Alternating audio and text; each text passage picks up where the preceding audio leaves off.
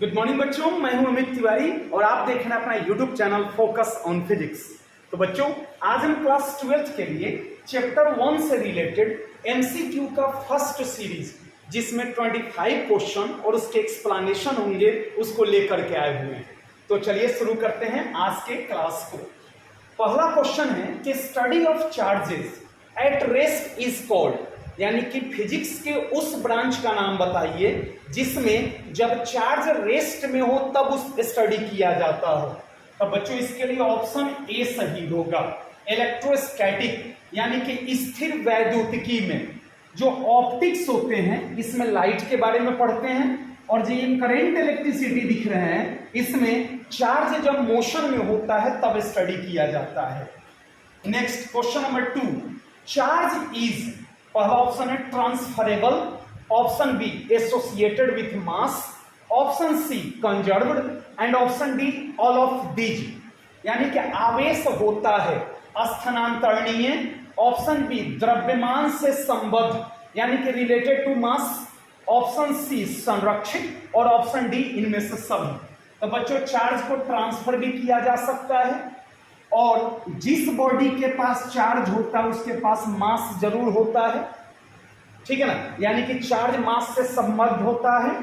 Option C charge conserve होते हैं, यानी कि चार्ज को ना क्रिएट किया जा सकता है ना डिस्ट्रॉय किया जा सकता है, यानी कि हमारा ऑप्शन नंबर डी सही होगा, इनमें से सभी। Next question number 3, the charge on an electron was calculated by, electron का चार्ज कितना होता है -1.6 into 10 to the power -19 coulomb. तो क्वेश्चन है कि इस चार्ज को सबसे पहले किसने फाइंड आउट किया था? तो हमारा ऑप्शन होगा मिलीकैन, ऑप्शन नंबर डी सही होंगे। एक एक्सपेरिमेंट किए थे जिसको कहा जाता है ऑयल ड्रॉप एक्सपेरिमेंट, और इसी से इलेक्ट्रॉन का चार्ज बाहर निकल करके आया, यानी कि पता लगाया गया। Next question number 4, a body is negatively charged then it has excess of electron, excess of proton, deficiency of electron. यानी कि क्वेश्चन है कि एक वस्तु या पिंड ऋणावेशित होने का मतलब है, यानी कि किसी वस्तु पर निगेटिव चार्ज है तो उसका मतलब क्या हुआ। तो बच्चों, आपको पता है कि जब किसी वस्तु से इलेक्ट्रॉन निकल के दूसरे वस्तु में चले जाते हैं तो उस वस्तु पर क्या होता है, पॉजिटिव चार्ज हो जाता है। जैसे मानिए ये बॉडी ए है और यह बॉडी बी है, इससे इलेक्ट्रॉन निकल करके दूसरे वाले बॉडी में ट्रांसफर हो रहा है, तो जिससे इलेक्ट्रॉन निकलता है, ठीक है ना, उस पर पॉजिटिव चार्ज, और जिस पर जाकर के जमा होता है उस पर निगेटिव चार्ज। तो इससे इलेक्ट्रॉन निकल जाना यानी कि इलेक्ट्रॉन की कमी होना, और निगेटिव चार्ज का मतलब इलेक्ट्रॉन अधिक हो जाना। जिस बॉडी पर इलेक्ट्रॉन अधिक होगा उस पर क्या होगा, निगेटिव चार्ज होंगे। तो हमारा ऑप्शन कौन सा है?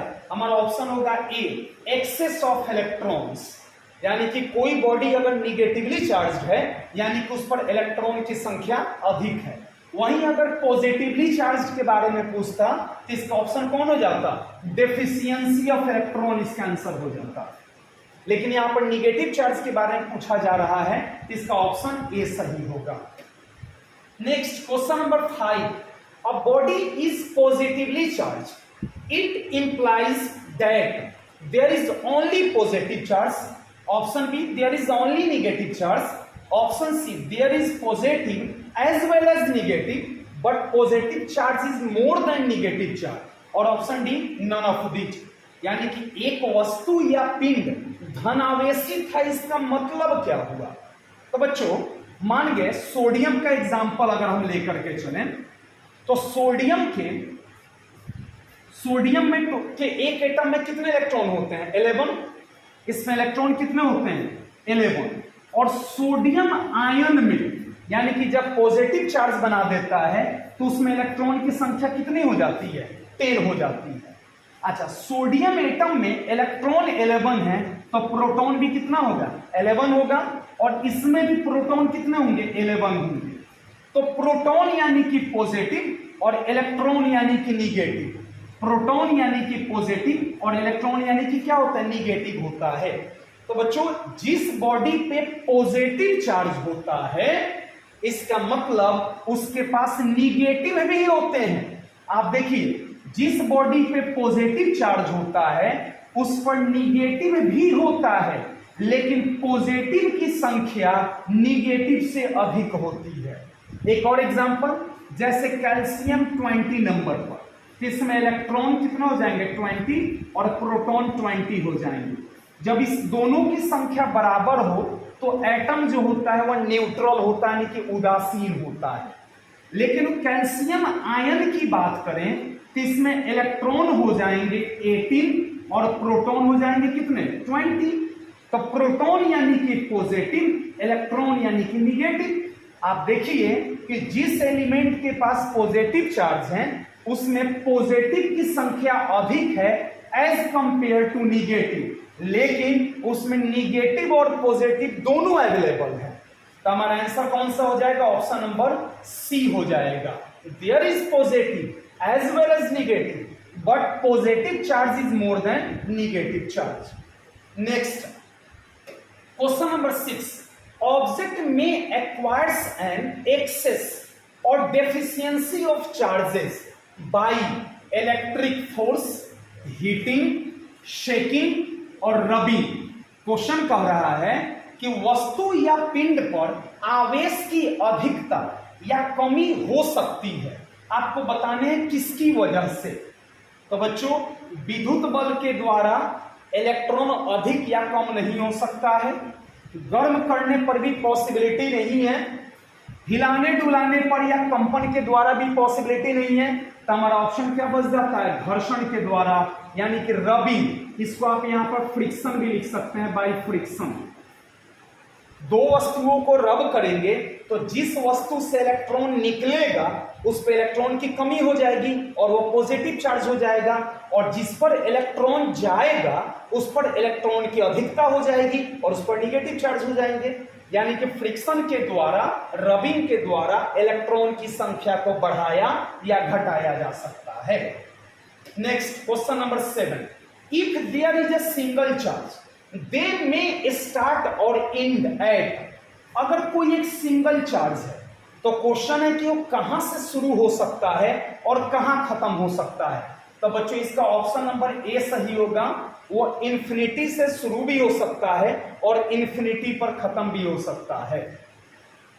Next question number 8, the process of sharing the charge with the earth is called. पृथ्वी के साथ आवेश साझा करने की प्रक्रिया कहलाती है। बच्चों grounding, earthing, both, none. Grounding, भूसंपर्कन, दोनों और कोई नहीं। इसका आंसर ऑप्शन नंबर सी हो जाएगा, दोनों। ग्राउंडिंग और अर्थिंग लगभग दोनों सेम टर्म होते हैं, लेकिन दोनों में थोड़ा सा अंतर है। यहां पर एक तरफ अर्थिंग समझते हैं और एक तरफ ग्राउंडिंग समझते हैं।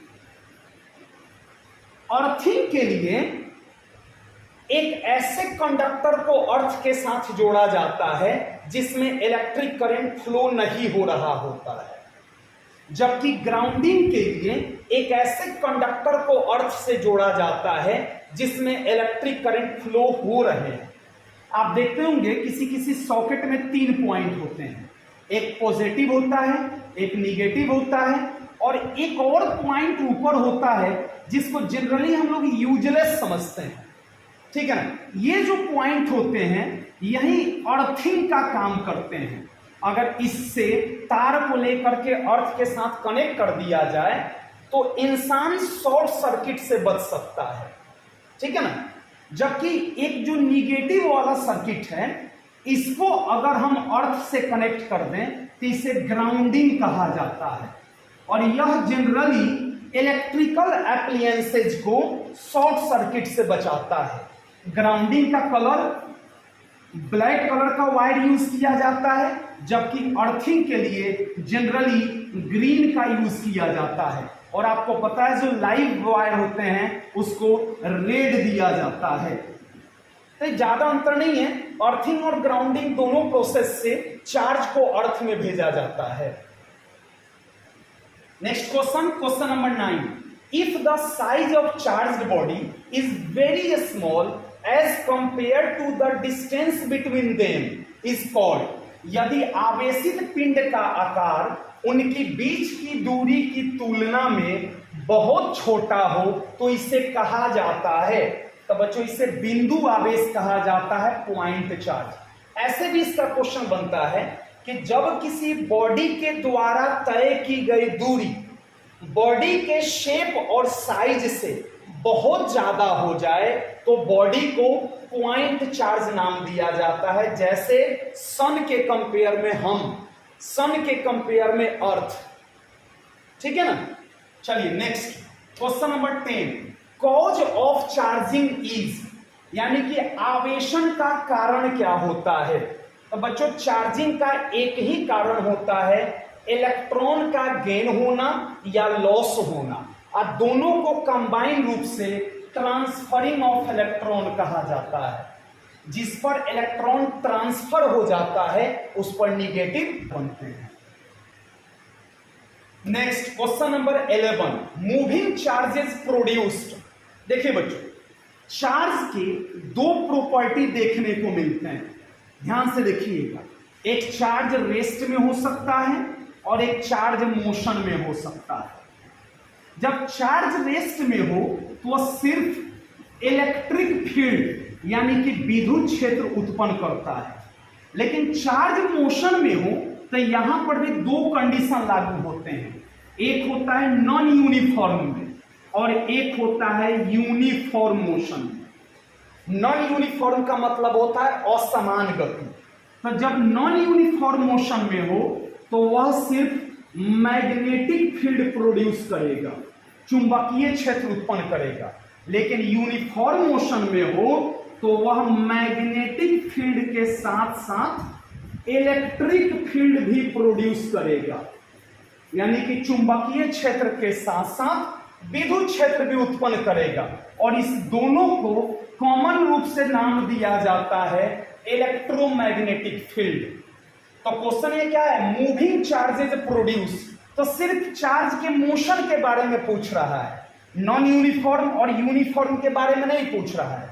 तो मूविंग चार्जेस क्या क्या प्रोड्यूस करते हैं, मैग्नेटिक फील्ड भी प्रोड्यूस करते हैं और इलेक्ट्रिक फील्ड भी प्रोड्यूस करते हैं, यानी कि ऑप्शन नंबर सी हो जाएगा। Next, charges moving with uniform velocity. यहां पे आ गया कि जब चार्ज यूनिफॉर्म वेलोसिटी में मूव कर रहा हो तो क्या क्या प्रोड्यूस करता है, मैग्नेटिक फील्ड और इलेक्ट्रिक फील्ड। यानी कि इसके लिए हमारा ऑप्शन हो जाएगा, इसको मिला करके ये बनता है, ठीक है ना। क्या उसको नाम दिया जाता है, इलेक्ट्रोमैग्नेटिक फील्ड, यानी कि विद्युत चुंबकीय क्षेत्र। वहीं नॉन यूनिफॉर्म पूछता तो क्या बोलते, सिर्फ मैग्नेटिक फील्ड होता।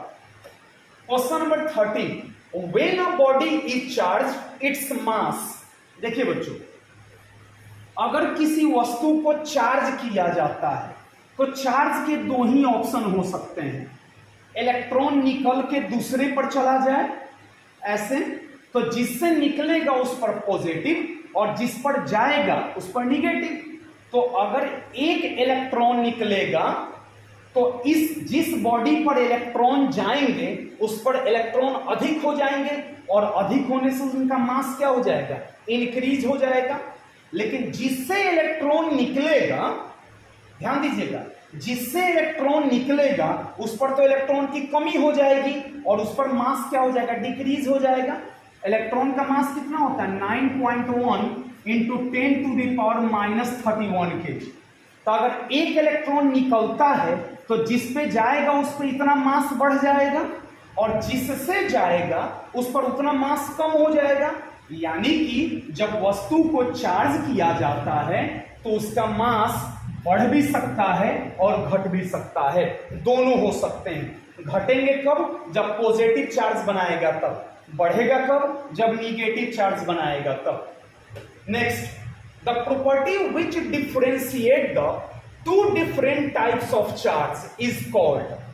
क्वेश्चन है कि वह गुण जो दो भिन्न प्रकार के आवेशों में अंतर करता है कहलाता है। तो बच्चों उसे कहते हैं पोलैरिटी ऑफ चार्ज, याद रखिएगा। Next, the charge of an electron, यहां स्पेलिंग मिस्टेक हो गया है, इलेक्ट्रॉन का चार्ज पूछा जा रहा है कि इलेक्ट्रॉन का चार्ज कितना होता है, कितना होता है -1.6 into 10⁻⁻19 coulomb. Next question number 16, which is या आर स्केलर क्वांटिटी या क्वांटिटीज, इनमें से कौन अदिश राशि है? तो बच्चों चार्ज जो होता है वह स्केलर होता है, पोटेंशियल होता है ये भी स्केलर होता है, यानी कि हमारा ऑप्शन नंबर सी सही हो जाएगा। Next question number 17, charge Q on a body always given by. तो बच्चों जब चार्ज क्यू दिया हुआ हो तो यह फॉर्मूला को रिलेट करता है Q is equal to plus minus n e. अगर न्यूमेरिकल फॉर्म में लिखें तो Q इक्वल टू कितना लिख सकते हैं, एन ई लिख सकते हैं। देखिए कौन सा ऑप्शन सही है, ऑप्शन नंबर ए सही है। Q का मतलब हो जाएगा इलेक्ट्रिक चार्ज, विद्युत आवेश, N का मतलब हो जाएगा नंबर ऑफ इलेक्ट्रॉन, इलेक्ट्रॉन की संख्या, और E का मतलब हो जाएगा चार्ज ऑफ वन इलेक्ट्रॉन, एक इलेक्ट्रॉन का चार्ज, जो कि इक्वल होता है -1.6 इंटू 10⁻⁻19 कूलम के। Next question number 18, a method of charging conductor without bringing a charged body in contact with it is called.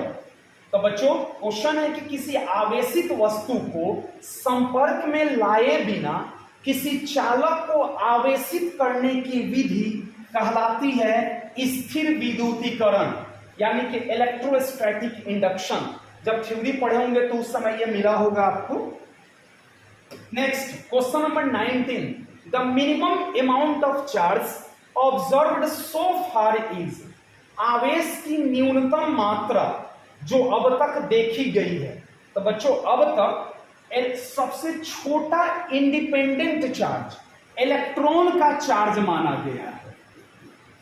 अगर माइनस को हम नेग्लेक्ट कर दें तो 1.6, ऐसे भी कह सकते हैं कि अभी तक सबसे छोटा चार्ज प्लस माइनस ई के बराबर होता है, यानी कि प्लस माइनस 1.6 इंटू 10⁻⁻19 कूलम के बराबर अभी तक सबसे छोटा इंडिपेंडेंट चार्ज देखा गया है, यानी कि ऐसा चार्ज जो कंप्लीट रूप से इंडिपेंडेंट हो, स्वतंत्र हो।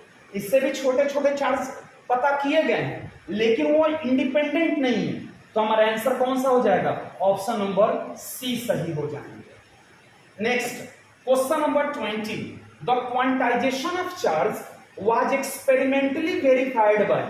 आवेश का क्वांटीकरण सत्यापित किया गया था किसके द्वारा, मिलीकैन के द्वारा।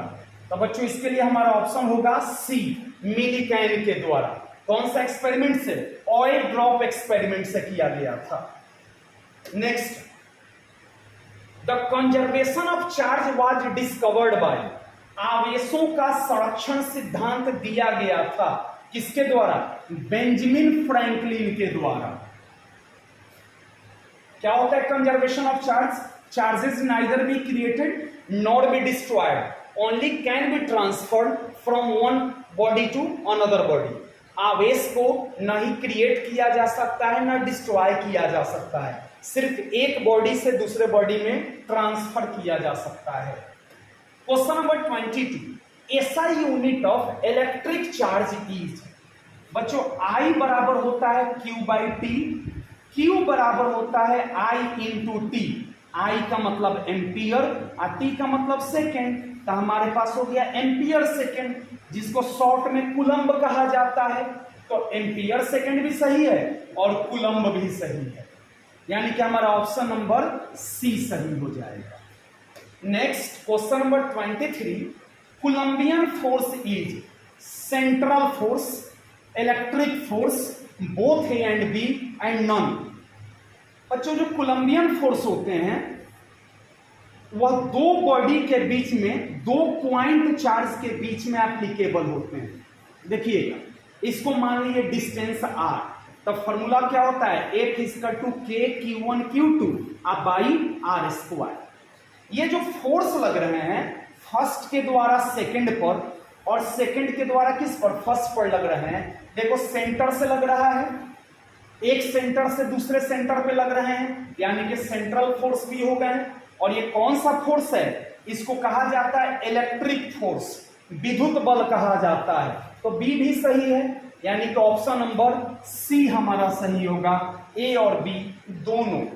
Next question, question number 24, CGS unit of charge when charges are rest, charges are in rest. देखिए बच्चों,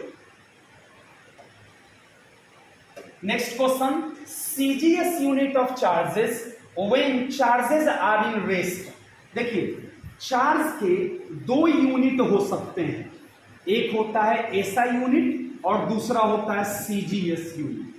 SI यूनिट यानी कि होते हैं एम्पियर सेकेंड, जिसको शॉर्ट में कूलम्ब कहा जाता है, ठीक है ना। और जो CGS होते हैं उनको दो भाग में क्लासिफाई किया जा सकता है, एक जब चार्ज रेस्ट में हो और दूसरा जब चार्ज मोशन में हो।